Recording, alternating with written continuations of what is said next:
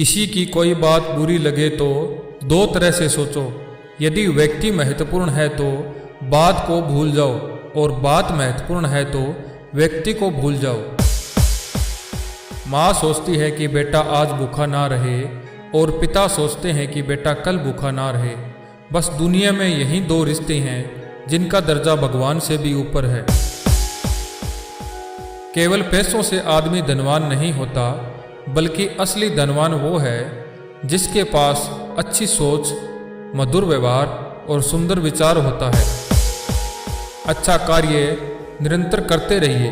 कोई आपका सम्मान करे या अपमान, परंतु ईश्वर आपका सम्मान अवश्य करेंगे।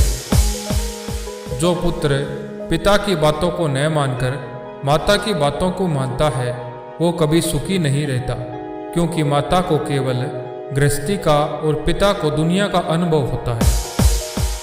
आपकी सारी परेशानियां उस दिन खत्म हो जाएगी जिस दिन आपको ये विश्वास हो जाएगा कि हर काम ईश्वर की मर्जी से होता है। काम मनुष्य का सबसे बड़ा रोग है। अज्ञान या मोह सबसे बड़ा शत्रु है। क्रोध मनुष्य को जला देने वाली भयंकर अग्नि है तथा आत्मज्ञान ही परम सुख है।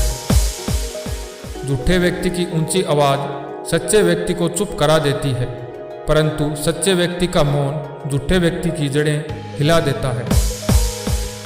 जो मनुष्य आपके बुरे समय में आपका साथ नहीं देता, उसे आपके अच्छे वक्त में भी साथ रहने का कोई अधिकार नहीं। धैर्य रखिए। कभी कभी आपको जीवन में सबसे अच्छा पाने के लिए सबसे बुरे दौर से भी गुजरना पड़ता है।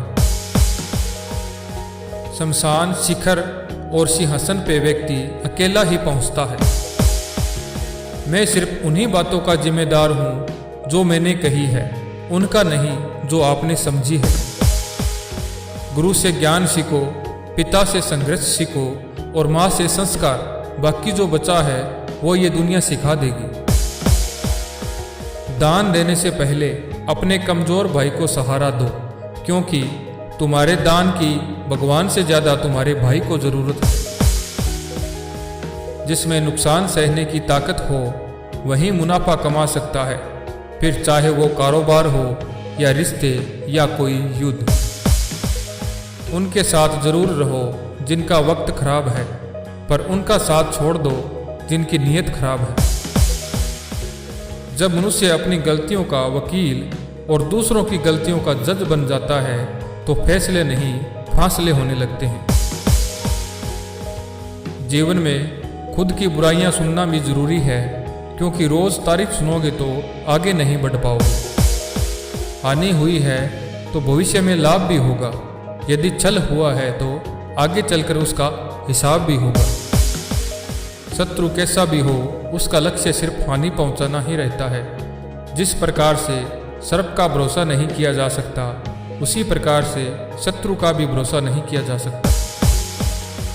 धैर्य रखना, निराश मत होना कभी, क्योंकि जिसने तुमको लिखा है वो ब्रह्मांड का सबसे बड़ा लेखक है।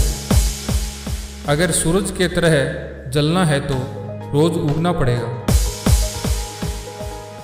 खतरा दुश्मनों से नहीं बल्कि आसपास के लोगों से है, क्योंकि नाव बाहर के पानी से नहीं अंदर के छेद के कारण डूबती है। चेहरे पर मुस्कान बनाए रखिए। जिंदगी में अच्छे बुरे दिन तो आते जाते रहेंगे। दुष्टों और कांटों से बचने के दो ही उपाय हैं, या तो कुचल डालो या बच के निकल जाओ। जहां आदर नहीं वहां जाना मत। जो सुनता नहीं उसे समझाना मत। जो पचता नहीं उसे खाना मत। जो सत्य पर भी रूठे उसे मनाना मत। मानव कितने भी प्रयत्न कर ले, अंधेरे में छाया, बुढ़ापे में काया और अंत समय में माया किसी का साथ नहीं देती। मैं नहीं मानता दुनिया के तौर तरीकों को। ये मेरी जिंदगी है तो जीने का अंदाज भी मेरा ही होगा। रो मत, तुम्हें अपने घर के हालात खुद बदलने होंगे।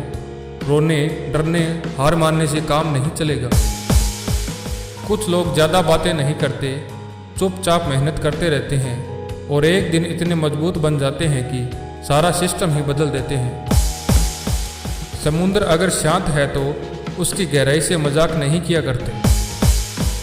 मन एक ऐसी जमीन है जहाँ आप जैसी मानसिकता के बीज बोओगे वहाँ वैसा ही पौधा और फल निकलेगा।